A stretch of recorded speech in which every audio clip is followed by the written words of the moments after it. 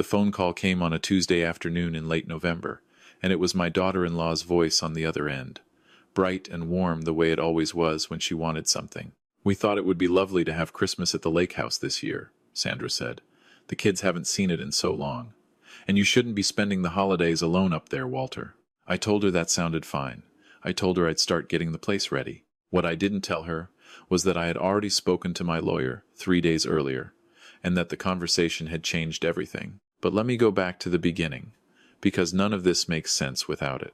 My name is Walter Kowalski, and I turned 68 last September. I spent 31 years working as a civil engineer for the city of Winnipeg, designing drainage systems and bridge supports, and the kinds of unglamorous infrastructure that keeps a city from falling into itself. I retired at 62, took a modest pension, and moved full-time to the lake house on the eastern shore of Lac du Bonnet that my wife, Marguerite, and I had owned since 1994. We had bought it when our son, Philip, was 11, and our daughter, Claire, was 8. We had painted every room ourselves.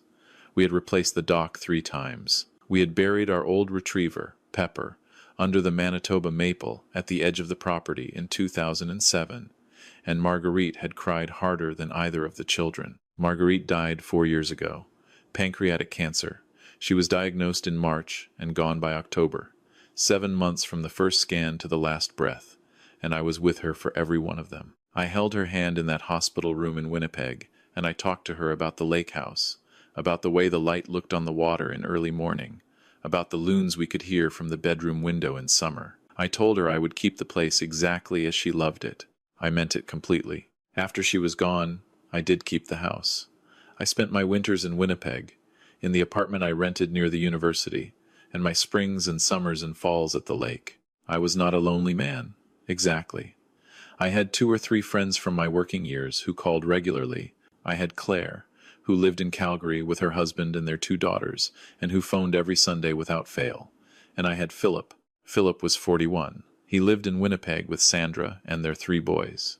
And for the first year after Marguerite died, he came to the lake house, often. He brought the grandchildren. He helped me install a new water heater and reshingle a section of the roof that had lifted in a spring storm. He sat with me on the dock in the evenings, and we talked about his mother and about his boys and about the accounting firm he had started with 2 partners 6 years earlier. That firm was where the trouble had begun, though I wouldn't understand that until much later. Sometime in the 2nd year after Marguerite's passing, the visits became less frequent. Philip called less. When I did see him, there was a new quality to the way he looked at me, something measuring and careful behind his eyes that I couldn't quite name. I told myself he was busy. The firm was growing. The boys had hockey and school activities. Sandra was involved in several community boards. People got busy. I understood. The lake house was worth something now. Property values on Lac du Bonnet had climbed steadily throughout the 2010s and had accelerated sharply after 2020. The house and the 3/4-acre lot were assessed at just under $900,000. I also had a registered retirement income fund of roughly $400,000, a small defined benefit pension, and the proceeds from Marguerite's life insurance policy, which I had invested conservatively, and which had grown to about $220,000. I was not a wealthy man by any stretch, but I was comfortable. I owned things free and clear. I had no debt. I mention this only because it seems to be the thing that mattered most to certain people. In October, about 2 months before that phone call from Sandra, I had a routine appointment with my family doctor in Winnipeg, a checkup before the winter. My blood pressure was excellent. My cholesterol was within normal range. The only notable thing was a slight irregularity in a liver enzyme that my doctor wanted to watch. He told me it was almost certainly nothing, possibly a supplement I was taking, but that he wanted to retest in 3 months. I didn't think much of it, but I made the mistake of mentioning it to Philip when he came by the apartment the following week for dinner. He asked about it with what seemed like genuine concern, and I told him what the doctor had said, that it was likely nothing, that we were monitoring it. He nodded. He asked a few more questions. He said he was glad I was taking care of myself. 2 weeks later, I received a letter from a law firm I had never heard of, requesting documentation related to the estate of Marguerite Kowalski-Tran. The letter cited my name as the sole executor and asked me to contact the office at my earliest convenience to discuss the status of various assets. It was written in the dense, formal language of legal correspondence, and at first I assumed it was some routine administrative matter I had overlooked. I called the number on the letterhead. The lawyer who answered was a woman named Deborah Haynes. She seemed surprised to hear from me, and even more surprised when I explained that I had no idea why her firm had contacted me. There was a long pause on her end. Then she said, carefully, that she had been retained by a third party to conduct a preliminary inquiry, and that she was not at liberty to disclose who had initiated the inquiry without further instruction. I asked her directly, was my son Philip involved in this? Another pause. She said she could not comment on that. I thanked her and hung up. I sat in my kitchen in the Winnipeg apartment for a long time, looking out the window at the November street, and I thought about the way Philip had looked at me over dinner, the measuring quality in his eyes, the questions about my health. The following morning, I called my own lawyer, a man named Raymond Osei, who had handled our affairs for 15 years, who had written our wills and managed the title transfer on the lake house, and who I trusted absolutely. I told him about the letter. I told him about the conversation with Philip. I told him about the liver enzyme result and what Philip had asked me. Raymond listened without interrupting. When I finished, he said, "Walter, I need you to come in. Today, if possible." I went that afternoon. Raymond had done some preliminary searching in the time between my call and my arrival. What he had found was this. Philip's accounting firm had, over the previous 2 years, accumulated significant debt. 2 of his 3 original partners had left the firm, one to start his own practice, one under circumstances that Raymond described carefully as disputed. There had been a lawsuit from a former client, now settled but costly. The firm had taken on a line of credit at levels that Raymond, who had seen many small business failures in his career, described as troubling. None of this had been mentioned to me, not once. Raymond also told me something else. He had a contact at the law firm that had sent the letter, a colleague he'd worked with on a joint file years ago. He had made a quiet call. The inquiry, it turned out, had been initiated to assess the process for contesting a will specifically, to understand the legal grounds under which an executor's decision-making capacity might be challenged if an executor were found to be experiencing cognitive or physical decline. I sat across from Raymond's desk and let that settle into me. They were building a case. Not yet, maybe, but they were laying the groundwork. The liver enzyme, the questions about my health, the inquiry about contesting the will. My son was preparing for the possibility that I might not be mentally competent to manage my own estate, and that if he could establish that, or simply create enough legal uncertainty, there might be a path toward gaining control of assets that would solve his firm's problems. I drove back to the apartment in the dark. I sat in the parking garage for 20 minutes before I could make myself go inside. He was my son. I had coached his hockey team when he was 9. I had driven him to university orientation in the rain and helped him carry boxes up 3 flights of stairs and bought him a coffee in the cafeteria and told him I was proud of him and meant every word of it. I had danced with his mother at his wedding. I had been in the waiting room when each of his boys was born and held them when they were still hours old and felt something so enormous it had no name. And now he was researching how to have my competence questioned, so he could reach into my accounts and my property and take what he needed to cover his failures. I went upstairs. I poured 2 fingers of rye, which I almost never do. I drank it slowly, and then I picked up the phone and called my daughter Claire in Calgary. She answered on the second ring. I told her everything. There was a long silence on her end, and then she said, "Dad, I need to come to Winnipeg." I told her not yet. I told her I needed a few weeks to understand this properly before anything was said or done. I told her I loved her, and that she should trust me to handle it. She agreed, reluctantly, on the condition that I call Raymond again first thing in the morning, and that I kept her informed of every step. I agreed to both. Raymond and I spent the next 3 weeks in careful, methodical work. We conducted a thorough review of my will, updated several clauses, and executed a new power of attorney document naming Claire as my primary decision-maker in the event of incapacity, with Raymond as the secondary. We documented my current health status formally, with a written assessment from my family doctor, confirming that my cognitive and physical functioning were excellent, and that the liver enzyme anomaly was, as he had suspected, related to a natural supplement and had already normalized on a retest. We made sure that documentation was dated, signed, and filed appropriately. Raymond also advised me, with characteristic restraint, that I might want to be thoughtful about how I conducted myself with Philip in the coming weeks, that nothing should change on the surface, that the worst thing I could do was alert him that I knew what he was doing before everything was properly secured. So when Sandra called with the invitation to Christmas at the lake house, I said yes. I said it sounded wonderful. I asked if the boys were excited. I drove out to Lac du Bonnet the first week of December to open the house and get it ready. It was cold and clear, the lake frozen at the edges, but still dark water in the center. The Manitoba maple over Pepper's grave had dropped all its leaves and stood bare against the white sky. The house smelled of the particular cold emptiness that sets in when a building has been closed for months, wood and dust, and something faintly of the lake itself. I walked through every room. I checked the furnace and the plumbing and the smoke detectors. I stood in the bedroom that Marguerite and I had shared for 30 years of summers, and I looked at the view of the water through the window, and I let myself feel the grief for a moment. Clean and honest, before I put it aside and got to work. They arrived on the 23rd. Philip drove, with Sandra in the passenger seat, and the 3 boys, Owen, 16, Marcus, 13, and little Theo, 8, piled into the back seat with their bags and their devices, and the particular restless energy of boys who have been in a vehicle for 2 hours. I stood on the porch and watched the truck come down the lane, and I smiled and I waved, and I felt the complicated weight of what I knew and what I could not yet say sitting in my chest like a stone. We had a good evening. That was the hardest thing, how good it was.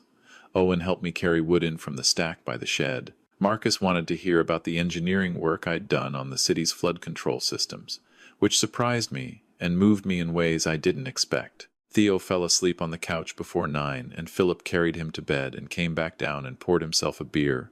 And for a moment, just a moment, I saw in his face something that looked like the boy I had raised. Tired, a little lost, weighted down by something he didn't know how to talk about. I thought, if he had just come to me, if he had just sat across from me at this kitchen table and said, "Dad, I'm in trouble. I need your help," I would have helped him. I would have found a way. I was not a man who counted his money above his family, but he hadn't done that. He had gone to a law firm and started building a case. At dinner on Christmas Eve, Sandra had made tourtière, which she made every year, and there were mashed potatoes and roasted carrots and a salad that the boys largely ignored. The candles on the table were the tall white ones that Marguerite had always used. I had found them in the same drawer where she kept them. We ate and talked, and the boys argued about something inconsequential that made everyone laugh. And then Philip raised his glass. "To Dad," he said, "and to the lake house. May we have many more Christmases here." He said it evenly, warmly, even. Sandra raised her glass and smiled. The boys raised theirs, the older 2 with sparkling water, Theo with juice. "To family," I said. I looked at my son across the table. He held my gaze for a moment and then looked away, and I saw it again, that measuring quality, that small, careful calculation running behind the warmth. That night, after everyone was in bed, I sat at the kitchen table with a cup of tea and my phone, and I sent a brief message to Raymond. Everything on schedule. Proceeding tomorrow, as discussed. His reply came 3 minutes later. Confirmed. Claire lands at 9 a.m. Drive safe. Christmas morning. I was up before 5. I made coffee and sat with it in the dark kitchen, watching the first pale light come up over the frozen lake. The ice had pushed all the way across now, white and still in the early morning. There was a crow on the dock post, just sitting there, and I watched it for a long time. Claire arrived at 9:30. She had flown from Calgary to Winnipeg the evening before and stayed at a hotel, and now she was here, pulling her car down the lane, and when she got out and I walked to meet her, she put her arms around me and held on for a long time without saying anything. Philip came out of the house a few minutes later. He stopped on the porch when he saw Claire's car, and I watched something move across his face, surprise, and then something more complicated. "Claire," he said, "you didn't say you were coming." "Last-minute decision," she said, and her voice was perfectly steady. "I didn't want Dad to be the only one without family this Christmas." We went inside. We opened gifts with the boys, and it was real enough. Theo's delight at his presence was absolutely genuine, and watching it was still a pure thing, untouched by any of the rest of it. We had breakfast. Sandra was quiet, more than usual. Philip watched me with a care he was trying not to show. After breakfast, I asked Philip to come out to the shed with me. I said I needed help with something. He put on his coat and followed me across the yard, and we stood in the cold shed with the smell of old motor oil and firewood around us, and I turned to face him. I told him what I knew. Not in anger. I had decided weeks ago that I would not do it in anger. I told him about the letter from Deborah Haynes. I told him about my conversation with Raymond. I told him what Raymond had discovered about the firm's finances and the nature of the legal inquiry. He went still. He didn't try to deny it, which told me something he was smart enough to know there was no point. He looked at the floor of the shed, and he was quiet for a long time. Then he said, "The firm is in trouble, Dad. I didn't know how to tell you." I said, "That's not what you decided to do about it." He looked up at me. His eyes were wet, and I don't know, even now, how much of it was genuine. "I wasn't going to go through with it," he said. I was looking at options. I was desperate. I wasn't actually going to. Philip. I kept my voice level. "You retained a law firm to research contesting my will on grounds of incapacity. You asked me about my health specifically to gather information. That's not looking at options. That's a plan." He didn't have an answer for that. I told him what I had done. The updated will, the power of attorney naming Claire, the physician's documentation. I told him that Raymond had copies of everything and that the law firm he had retained had been formally notified that I was fully competent and legally represented and that any further inquiry would be treated as harassment. I told him that the lake house was not going to solve his firm's problems, and that even if it had, he would never have had access to it through the path he was exploring, because I had closed that path completely. He sat down on an old wooden stool in the corner of the shed. He put his face in his hands. He was crying, I think, or close to it. I stood across from him, and I thought about his mother, and about the morning he was born, and about 100 ordinary moments that add up to the whole weight of a life shared with a child. I thought about how much I would have given to still have Marguerite here, sitting next to me in that shed, because she was always better than I was at knowing what to say. I said, "I love you. I will always love you.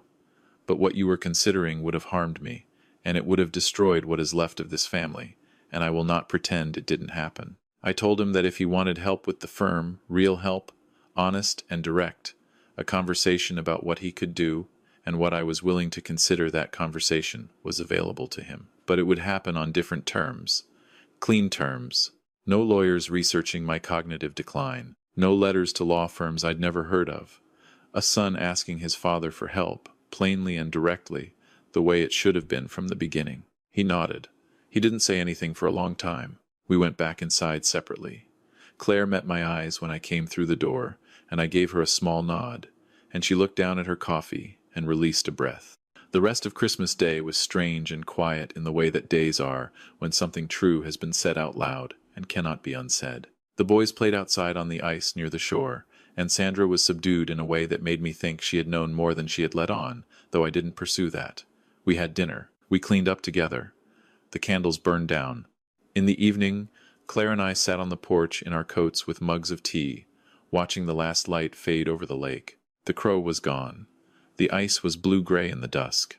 She said, "Are you okay, Dad?" I thought about it honestly. "I think so," I said. "I will be." "What are you going to do?" "About him. About the firm." "I don't know yet," I said. "I need to think about what I can do and what I should do.